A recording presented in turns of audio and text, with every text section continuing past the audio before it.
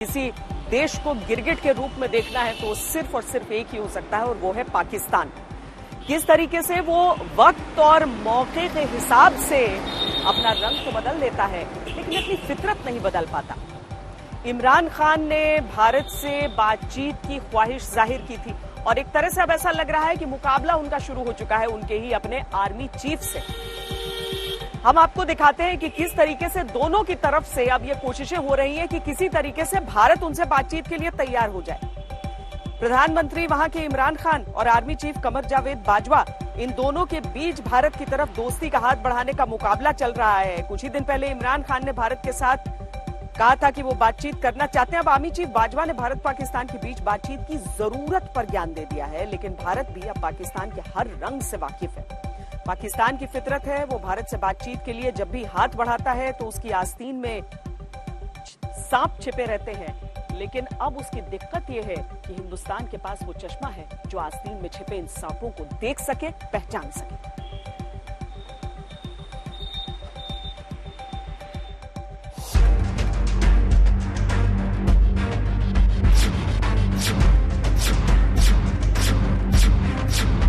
Let me say profoundly that we are ready to improve our environment by resolving all our outstanding issues with our neighbors through dialogue in a dignified and peaceful manner.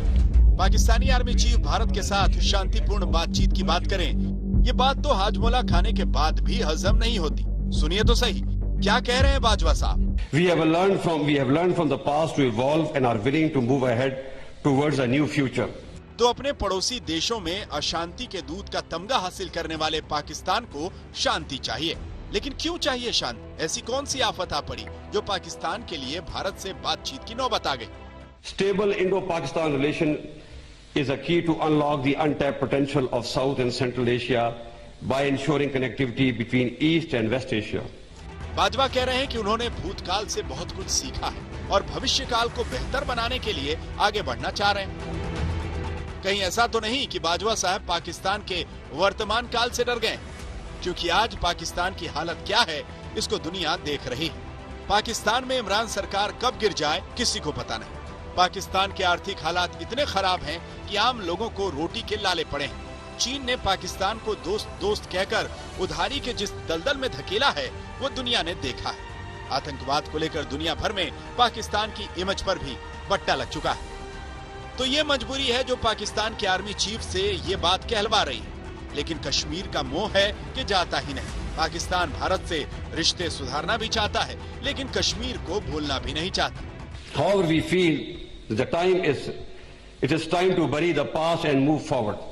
But for resumption of peaceful process or meaningful dialogue, our neighbor will have to create conducive environment, particularly in Indian occupied Kashmir. ये वही पाकिस्तान है जहाँ की सरकार पर जब कोई दबाव पड़ता है तो वो कश्मीर वाले कूटनीतिक गीत गाने लगती है और भारत विरोधी बयान देकर या कोई आतंकी साजिश रचकर ध्यान हटाने की कोशिश करती है। अब वही पाकिस्तान है जो एक के बाद एक कई बार भारत के साथ बातचीत शुरू करने की रट लगा रहा है, चाहे बाजवा हो या इमरान खान।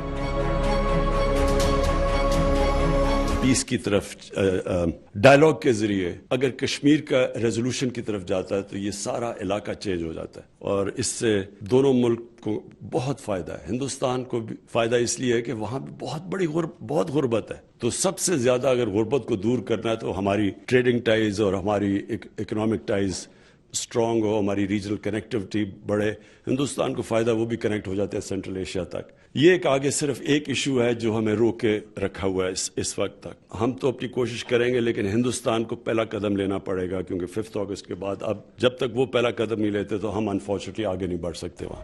पहले इमरान खान और फिर आर्मी चीफ बाजवा दोनों कई मौकों पर भारत के खिलाफ जहर उगलते रहे हैं, लेकिन अब उनके तेवर ढीले पड़ गए हैं। असल में अब पाकिस्तान भारत की डिप्लोमेसी के आगे घुटने टेक चुका है। भारत की डिप्लोमेसी ने पाकिस्तान को पूरी दुनिया से अलग थलग कर दिया है। सऊदी अरब और यूएई जैसे मुस्लिम देशों ने भी पाकिस्तान का साथ छोड़ दिया है। पाकिस्तान को अब चीन और तुर्की के अलावा कहीं से कोई आर्थिक मदद मिलनी बंद हो गई है, जिसकी वजह से उसकी अर्थव्यवस्था चरमरा गई है और देश कंगाली की कगार पर खड़ा है। इसीलिए अब इमरान और बाजवा दोनों मिलकर भारत की मिन्नतें करने में जुटे हैं, लेकिन उन्हें भारत से बातचीत भी करनी है और कश्मीर का राग भी छेड़ना है। ऐसा कैसे चलेगा? जब मेरी गवर्नमेंट आई तो हमने पूरी कोशिश की हिंदुस्तान से कि हम अपने जो भी इश्यूज है, और हमारा इशू बेसिकली कश्मीरी एक ही इशू है, हम उसको कैसे डायलॉग के जरिए हल करें और अपनी एक सिविलाइज्ड नेबर्स की तरह अपनी रिलेशनशिप कायम करें। अनफॉर्चुनेटली 5 अगस्त आ गया और उससे बहुत बड़ा एक धचका पड़ा और हमारा टोटल ब्रेकडाउन हो गया दोनों मुल्कों के बीच में। अभी भी उम्मीद हम ये रखते हैं कि अगर वो कश्मीरियों को जो उनका राइट है, जो यूनाइटेड नेशंस की सिक्योरिटी काउंसिल ने उनको राइट दिया है कि अपनी जिंदगी का फैसला खुद करें, अगर वो राइट देते हैं तो ये हिंदुस्तान के लिए भी उतना फायदेमंद है जितना हम पाकिस्तान के लिए।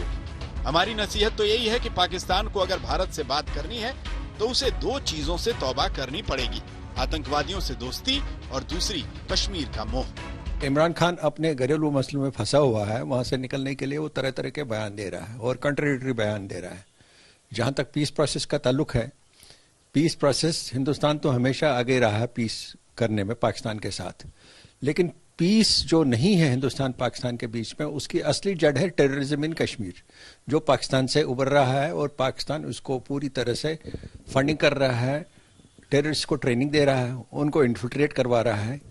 अगर पाकिस्तान टेररिज्म बंद करे, जो कि नहीं लगता है, अगर वो बंद करे तो पीस ऑटोमेटिकली आ जाएगी।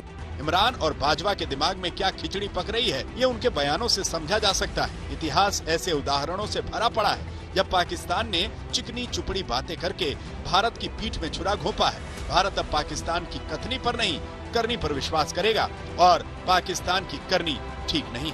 पाकिस्तान के आर्मी चीफ जनरल बाजवा ने अमन और शांति की बात की, लेकिन अगर आप उनके बयान को गौर से सुने, उन्होंने कश्मीर का मुद्दा सबसे आगे रखा। भारत का कहना है पहले आतंकवाद का खात्मा करें, फिर अमन की बात करें। गीता मोहन, नई दिल्ली, आज तक।